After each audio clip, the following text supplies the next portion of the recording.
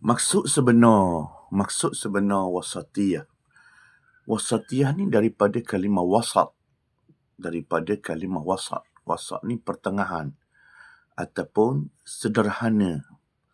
Dengan maksud tidak melampau, tidak ekstrim, dengan makna tidak berlebih-lebihan.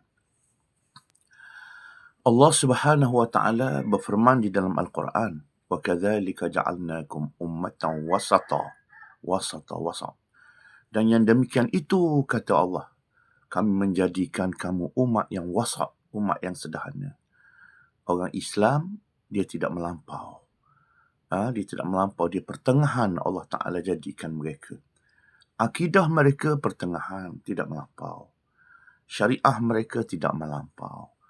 Akhlak tasawuf mereka tidak melampau. Ekonomi dan politik mereka tidak melampau. Dakwah mereka, ukhuwah mereka, akhlak mereka tidak melampau. Itulah pertengahan yang dianjurkan oleh Allah Subhanahu wa taala. Nabi SAW bersabda, "Khairul umuri awsatuha."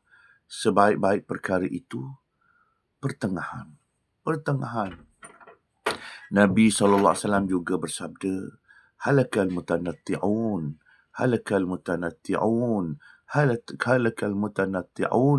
Qalaha salasan."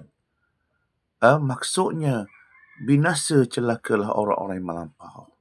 Orang-orang yang melampau 3 kali Nabi sebut. Dengan makna ini adalah perkara yang buruk, yang dimurkai oleh Allah Ta'ala dan bahaya kepada kita, bahaya kepada umat. Ulama-ulama mu'asarah, Syekh Dr. Sa'ad Ramadan Al-Buti, Syekh Muhammad Ghazali Mesir, Syekh Dr. Yusuf Al-Qaradawi rahimahullah, Syekh Dr. Abdul Karim Zaidan, Syekh Muhammad Hassan Ad-Dudu, Syekh Dr. Mahyuddin Daris, Syekh Dr. Ahmad Raisuni Morocco. Ulama-ulama dunia mu'asarah juga hari ini sentiasa mengingatkan supaya sederhana wasatiyah ni. Jangan melampau, jangan ekstrim, jangan hulu, lebih-lebih lagi jangan takfir.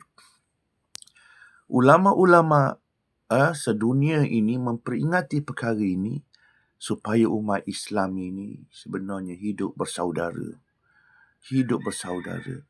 Hidup dalam keadaan kesihatan, iman dia, akal dia. Kerana apabila dia berlebihan, maka ia jadi melampau.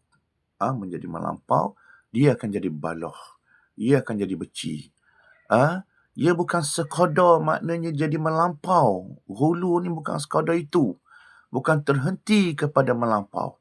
Dia pergi kepada takfir, pergi kepada baloh, pergi kepada benci, pergi kepada menafikan Islam orang lain. Ia anggap orang lain tidak beriman. Orang lain tidak berjuang Islam.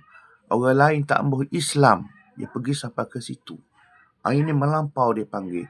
Jadi sebab itu kita bersederhana. Kita menerima pandangan-pandangan mazhab fiqh, mazhab politik, mazhab ekonomi selagi tidak bercanggah dengan Quran dan hadis.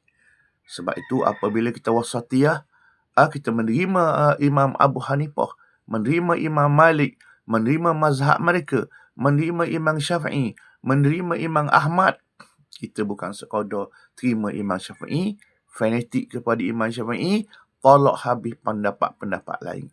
Imam Ghazali, Imam Nawawi, ulama-ulama salaf, ulama khalaf, dan kita tak mahu balah mazhab.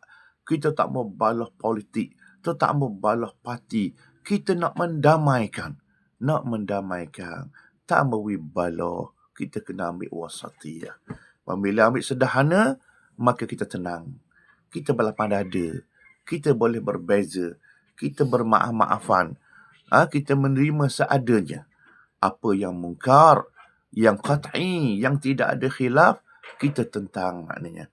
Dengan bahasa dakwah, dengan bahasa al-amru bil ma'ruf wan nahyu 'anil munkar, dengan ada adab, dengan ada akhlak. Ini ajaran Allah yang ada dalam Islam. Islam itu sendiri bersifat wasatiyah. Wallahu a'lam.